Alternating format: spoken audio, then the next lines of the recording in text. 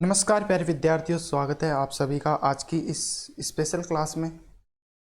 साथियों, जैसा कि आप थंबनेल में देख पा रहे हैं, आज हम MMUET, RUHS एम्स और अदर एग्जाम्स के लिए बायोलॉजी का chapter number 4 principle of inheritance and variation, वंशागति तथा विविधता के सिद्धांत, इस टॉपिक के 25 प्रश्न हम देखने वाले हैं इस क्लास में, जो सीधे आपके एग्जाम में छपने वाले क्वेश्चन हैं। एक एक प्रश्न आपकी परीक्षा के दृष्टिकोण से बहुत ही महत्वपूर्ण और कीमती होने वाला है। इसीलिए आप पेन और नोटबुक लेकर बैठ जाइए और क्लास को अंत तक देखिएगा। तो चलिए बिना देरी किए स्टार्ट करते हैं आज के इस सेशन को। क्लास शुरू होने से पहले बता दूं, स्लट कैरियर इंस्टीट्यूट एप्लीकेशन पर BSc नर्सिंग राजस्थान MMUET के लिए रैंकर्स टेस्ट सीरीज के नाम से हमने 10 टेस्ट सीरीज लॉन्च कर रखी है, जिसमें हिंदी और इंग्लिश के फुल सिलेबस टेस्ट आपको मिलने वाले हैं मात्र 49 रुपये में। तो इसको भी आप परचेज कर लें, बहुत हेल्पफुल मिलेगी आपको एग्जाम के अंदर। नेक्स्ट, आज का पहला सवाल है अपना कि मेंडल ने अपने आनुवंशिकी प्रयोगों में मटर के पौधे के कितने जोड़ी विपरीत लक्षणों का अध्ययन किया था। ऑप्शन है 5, ऑप्शन बी है 7, ऑप्शन सी है 9 और ऑप्शन डी है 12। बताओ साथियों, इसका आंसर क्या होगा। क्वेश्चन नंबर फर्स्ट का आंसर क्या होगा। क्वेश्चन अच्छे से पढ़ना कि मेंडल ने अपने आनुवंशिकी प्रयोगों में मटर के पौधे के कितने जोड़ी विपरीत लक्षणों का अध्ययन किया था। मेंडल ने आनुवंशिक प्रयोगों में मटर के कितने जोड़े विपरीत लक्षणों का अध्ययन किया था। इसका आंसर क्या होगा। ऑप्शन नंबर बी, क्या हो जाएगा, 7 जोड़ी। मेंडल ने गार्डन पी मटर के पौधे पर प्रयोग किया था और 7 जोड़ी विपरीत लक्षण, जैसे तने की लंबाई, बीज का आकार, बीज का रंग, ऐसे इन्होंने 7 जोड़ी लक्षणों पर अध्ययन किया था। नेक्स्ट क्वेश्चन, जब एक शुद्ध लंबे पौधे कैपिटल TT का संकरण एक बोने पौधे स्मॉल TT से कराया जाता है तो F1 PD में सभी पौधे लंबे होते हैं। यह मेंडल के किस नियम को दर्शाता है। ऑप्शन है पृथक्करण का नियम, स्वतंत्र अपव्यूहन का नियम, प्रभाविता का नियम, सह प्रभाविता का नियम। क्वेश्चन अच्छे से पढ़ना कि जब एक शुद्ध लंबे पौधे कैपिटल TT का संकरण एक बोने पौधे स्मॉल TT से करवाया जाता है तो F1 PD में सभी पौधे लंबे होते हैं। यह मेंडल ने किस नियम को दर्शाता है। कौन से नियम को दर्शाता है। क्या होगा इसका राइट आंसर। ऑप्शन सी, प्रभाविता का नियम। कौन सा आंसर होगा इसका, प्रभाविता का नियम, ऑप्शन नंबर सी। मेंडल के द्विसंकरण संकरण में कि F2 PD के बाहरी लक्षणों का अनुपात, F1 PD में केवल एक ही जनक का लक्षण प्रकट होता है और दूसरे का छिप जाना मेंडल के प्रभाविता के नियम को सिद्ध करता है। नेक्स्ट क्वेश्चन, मेंडल के द्विसंकरण संकरण की F2 PD में दृश्य रूप अनुपात क्या होता है। ऑप्शन है 3:1, ऑप्शन बी है 1:2:1, ऑप्शन सी है 9:3:3:1 और ऑप्शन डी है 1:1:1:1। बताओ इसका आंसर क्या होगा। मेंडल के द्विसंकरण संकरण में कि F2 PD में दृश्य रूप अनुपात क्या होता है। क्या होगा इसका right answer. Option number C, क्या हो जाएगा, 9:3:3:1। मेंडल के द्विसंकर संकरण की F2 PD के बाहरी लक्षणों का अनुपात क्या होता है, 9:3:3:1 होता है। क्या होता है, 9:3:3:1। जहां 9 तो क्या होते हैं, गोल पीले, क्या होते हैं, गोल पीले। 3 क्या होते हैं, गोल हरे। और 3 क्या होते हैं, झुर्रीदार पीले। और 1 क्या होता है, झुर्रीदार हरा। आ गया समझ में। कि 9 तो गोल पीले बीज होते हैं, 3 गोल हरे होते हैं, 3 झुर्रीदार पीले होते हैं और 1 झुर्रीदार हरा होता है। इसलिए इसका अनुपात क्या होगा? 9:3:3:1। नेक्स्ट क्वेश्चन, एबीओ रक्त समूह प्रणाली मानव में किसका एक उत्कृष्ट उदाहरण है? ऑप्शन है अपूर्ण प्रभाविता, ऑप्शन बी है सह प्रभाविता एवं बहुएलिलता, ऑप्शन सी है प्लीओट्रोपी, ऑप्शन डी है सहलग्नता। इसका आंसर क्या होगा? एबीओ रक्त समूह प्रणाली मानव में किसका एक उत्कृष्ट उदाहरण है?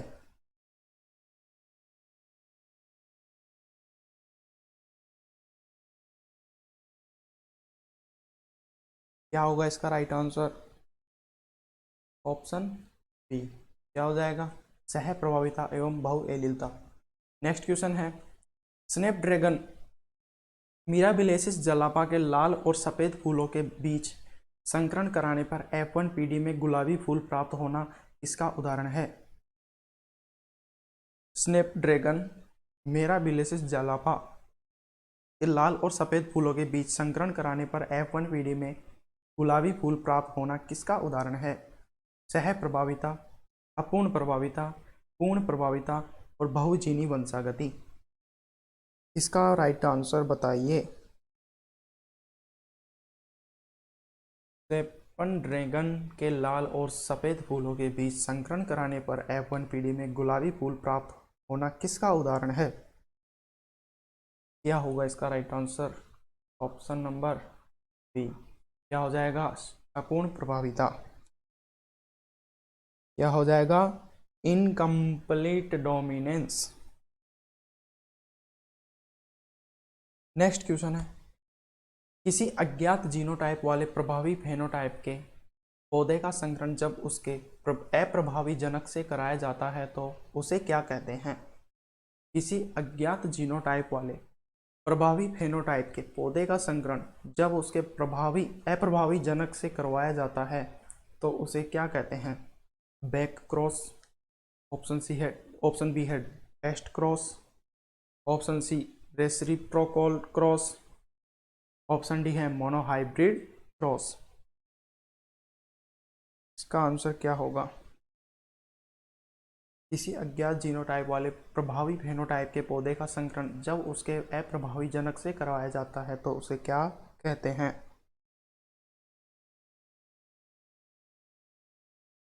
क्या कहते हैं साथियों? क्या हो जाएगा इसका right answer? Option B test cross, परीक्षण संकरण।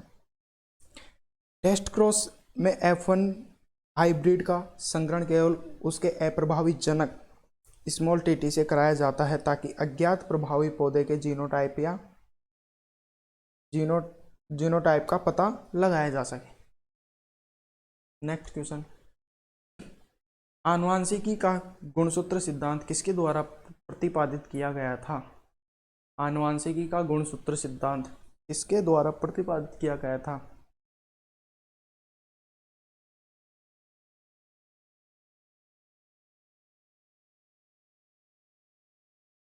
इसका राइट आंसर बताइए। क्या हो जाएगा? ऑप्शन बी सटन और बोवेरी। आनुवंशिक का गुणसूत्र सिद्धांत किसके द्वारा प्रतिपादन किया गया था? सटन और बोवेरी के द्वारा।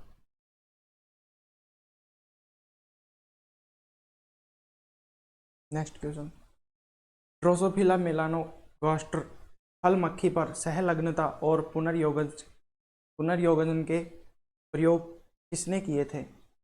ड्रोसोफिला मेलानोगास्टर फल मक्खी फल पर सहलग्नता और पुनर्योजन के प्रयोग किसने किए थे? ग्रेगर जॉन मेंडल ने, टी.एच. मॉर्गन ने, हुगो डे व्रीज ने, हेनगिन ने। बताओ साथियों, इसका आंसर क्या होगा?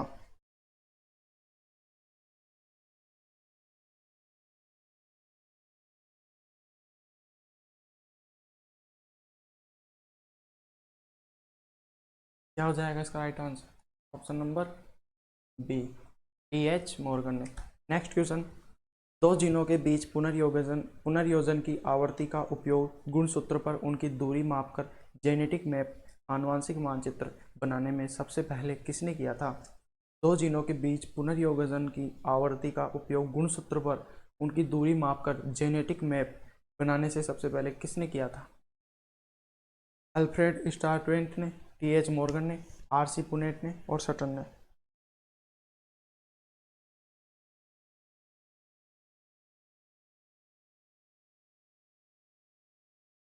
क्या होगा इसका राइट आंसर? इसका राइट आंसर क्या हो जाएगा? Option number A. क्या हो जाएगा? अल्फ्रेड स्टारवेंट ने। कौन सा मैप तैयार किया था? Chromosomal map. कौन सा मैप तैयार किया था?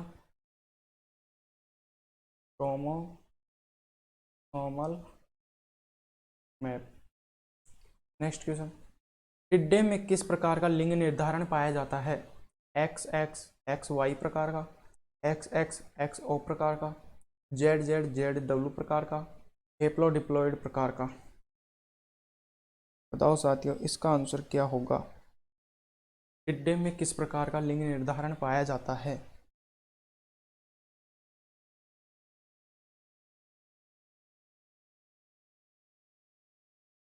इसका आंसर क्या होगा? Option number B, X X X O प्रकार का।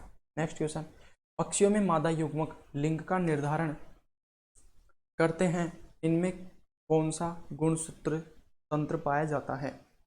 पक्षियों में मादा युग्मक लिंग का निर्धारण करते हैं, इनमें कौन सा गुणसूत्र तंत्र पाया जाता है? नर और मादा, नर और मादा, नर और मादा एक्स ओ और मादा एक्स एक्स, नर एक्स वाई और मादा एक्स एक्स, नर जेड जेड और मादा जेड डब्ल्यू, नर जेड डब्ल्यू और मादा जेड जेड।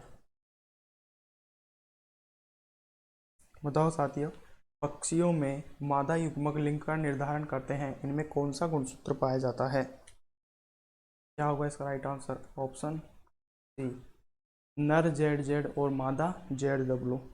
पक्षियों में नर समरूप जेड जेड और मादा विषम युग्मजी जेड डब्ल्यू होती हैं, इसलिए मादा पक्षी अलग अलग अलग प्रकार के अंडे जेड और डब्ल्यू बनाती है, जिससे लिंग का निर्धारण होता है।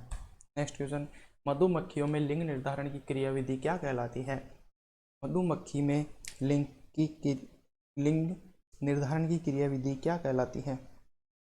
ऑप्शन है पर्यावरण निर्धारण, ऑप्शन बी है हेप्लोडिप्लॉइड क्रियाविधि, ऑप्शन सी है एक्स ओ क्रियाविधि, ऑप्शन डी है जेड डब्ल्यू क्रियाविधि। क्या होगा इसका राइट आंसर?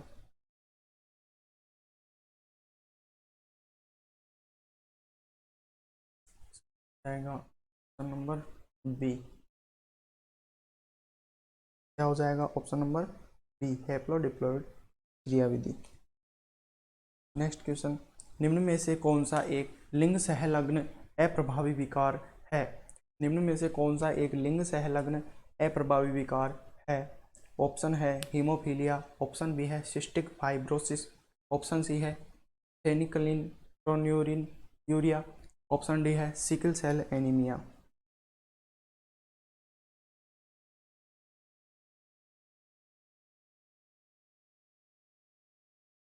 निम्न में से कौन सा एक लिंग सहलग्न अप्रभावी विकार है?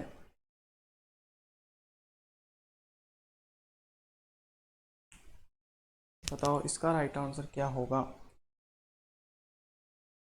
Option number A. क्या हो जाएगा? एक सहलिग्न अप्रभावी विकार कौन सा है? हीमोफीलिया, और जिससे चोट लगने पर रक्त का थक्का नहीं जमता है। और बाकी तीनों विकल्प ऑटोसोमल प्रभाव अप्रभावी विकार हैं। ये क्या है? अप्रभावी। ये तीनों क्या है? अप्रभावी विकार। Next question, sickle cell anaemia में हीमोग्लोबिन की बीटा ग्लोबिन श्रृंखला में ग्लूटामिक अम्ल का स्थान कौन सा अमीनो अम्ल लेता है? सिकल सेल एनीमिया में हीमोग्लोबिन की बीटा ग्लोबिन श्रृंखला में ग्लूटामिक अम्ल का स्थान कौन सा अमीनो अम्ल ले लेता है? वेलिन, ल्यूसीन, ग्लाइसिन और प्रोलिन। का आंसर क्या होगा?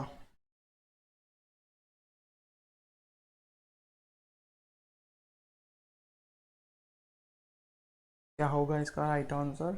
Option number A. क्या हो जाएगा? वेलिन। सिकल सेल एनीमिया में मुख्य उत्परिवर्तन के कारण बीटा ग्लोबिन श्रृंखला में, बीटा ग्लोबिन श्रृंखला के छठवें स्थान पर, कौन से स्थान पर? बीटा ग्लोबिन के छठवें स्थान पर ग्लूटामिक अम्ल की जगह वेलिन आ जाता है। नेक्स्ट क्वेश्चन, फेनिक्लोन्यूरिया विकार में शरीर में किस एंजाइम की कमी हो जाती है? फेनिलकीटोन्यूरिया विकार में शरीर में किस एंजाइम की कमी हो जाती है? ऑप्शन ए है phenylalanine hydroxylase, option B है टायरोसिनेज, ऑप्शन सी है हेक्सोसामिनोडेज, ऑप्शन डी है पॉलीमरेज। बताओ साथियों, इसका आंसर क्या होगा?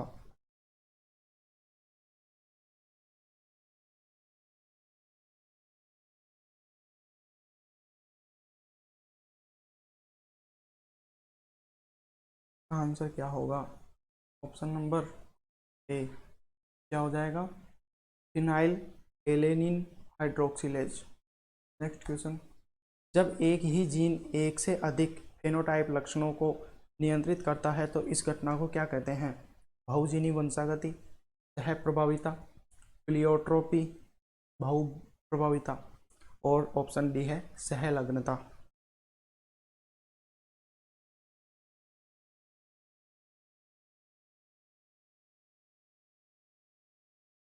जब एक ही जीन एक से अधिक फेनोटाइप लक्षणों को नियंत्रित करता है तो इस घटना को क्या कहते हैं? क्या कहते हैं? ऑप्शन सी बहुप्रभाविता। नेक्स्ट क्वेश्चन, कोशिका विभाजन के समय क्रोमेटिड्स के पृथक न हो पाने के कारण एक गुणसूत्र की अधिकता या कमी होना क्या कहलाता है? कोशिका विभाजन के समय क्रोमेटिड्स के पृथक न हो पाने के कारण एक गुणसूत्र की अधिकता या कमी होना क्या कहलाता है? ऑप्शन है पॉलीप्लॉइडी बहुगुणिता, ऑप्शन बी है असुगुणिता, ऑप्शन सी है उत्परिवर्तन, ऑप्शन डी है इनवर्जन। बताओ साथियों, आंसर क्या होगा? कोशिका विभाजन के समय क्रोमेटिड्स के पृथक न होने पाने के कारण एक गुणसूत्र की अधिकता या कमी होना क्या कहलाता है? क्या कहलाता है? असुगुणिता। Right answer option B. Down syndrome विकार का मुख्य कारण क्या है? 21वें गुणसूत्र की ट्राइसोमी, 18वें गुणसूत्र की ट्राइसोमी, एक्स गुणसूत्र की मोनोसेमी और एक अतिरिक्त वाई गुणसूत्र का होना।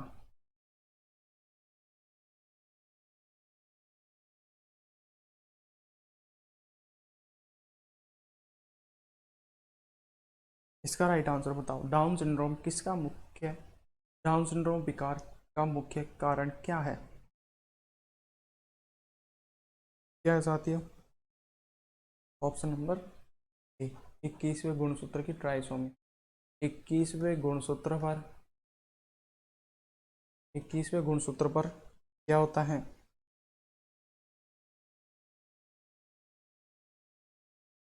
जोड़े पर क्या होता है? तो के बजाय 3 क्या आ जाते हैं? गुणसूत्र, 3 गुणसूत्र आ जाते हैं। आ गया समझ में?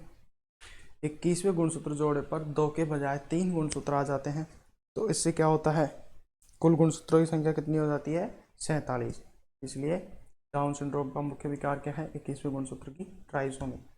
नेक्स्ट क्वेश्चन, एक व्यक्ति जिसमें पुरुषों के लक्षण के साथ साथ स्तनों का विकार हो जाता है और उसका कैरियोटाइप 47XXY होता है, वह किस सिंड्रोम से ग्रसित है? ऑप्शन है Turner syndrome, down syndrome, Klinefelter syndrome, Edward syndrome.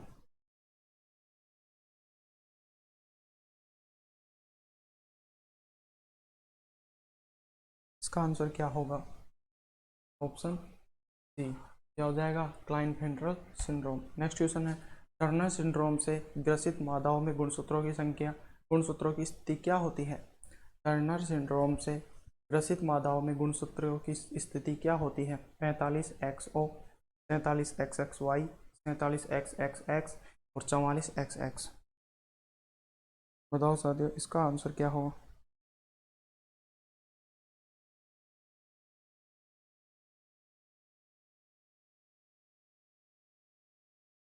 Turner syndrome से ग्रसित मादाओं में गुणसूत्र की स्थिति क्या होती है? क्या होगी इसका राइट आंसर? ऑप्शन ए क्या हो जाएगा? 45XO।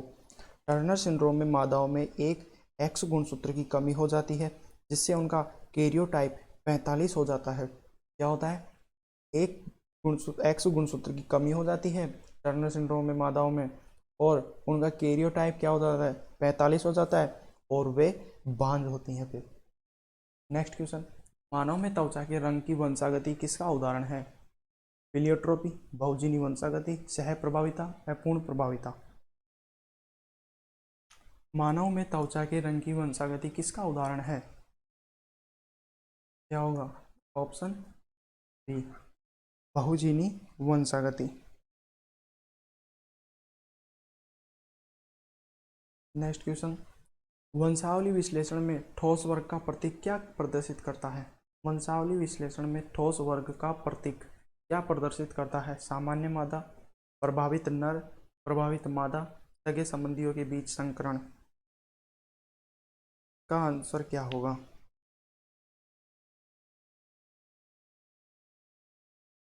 वंशावली विश्लेषण में ठोस वर्ग का प्रतीक क्या प्रदर्शित करता है?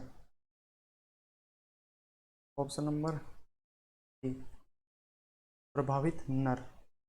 नेक्स्ट क्वेश्चन, थैलेसीमिया किस प्रकार का एक आनुवंशिक विकार है?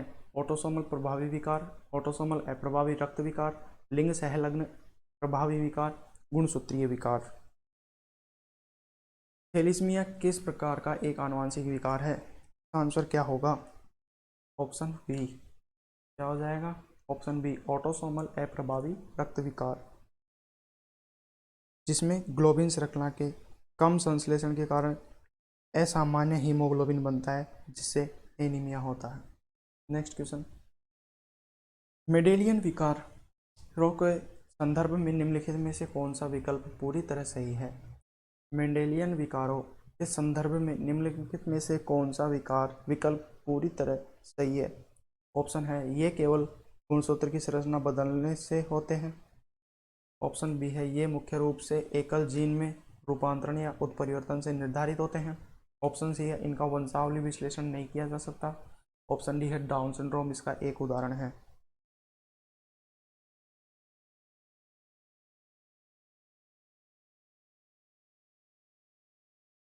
का आंसर क्या होगा? ऑप्शन नंबर बी ये मुख्य रूप से एकल जीन में रूपांतरण या उत्परिवर्तन से निर्धारित होते हैं। नेक्स्ट क्वेश्चन है, एक सामान्य दृष्टि वाली महिला जिसके पिता वर्णात थे का विवाह एक सामान्य दृष्टि वाले पुरुष से होता है, उनके पुत्रों के वर्णाद होने की संभावना क्या होगी? 25%, 50%, 75% और 100%। बताओ साथियों, एक सामान्य दृष्टि वाली महिला जिसके पिता वर्णाद थे का विवाह एक सामान्य दृष्टि वाले पुरुष से होता है, उनके पुत्रों के वर्णाद होने की संभावना क्या होगी?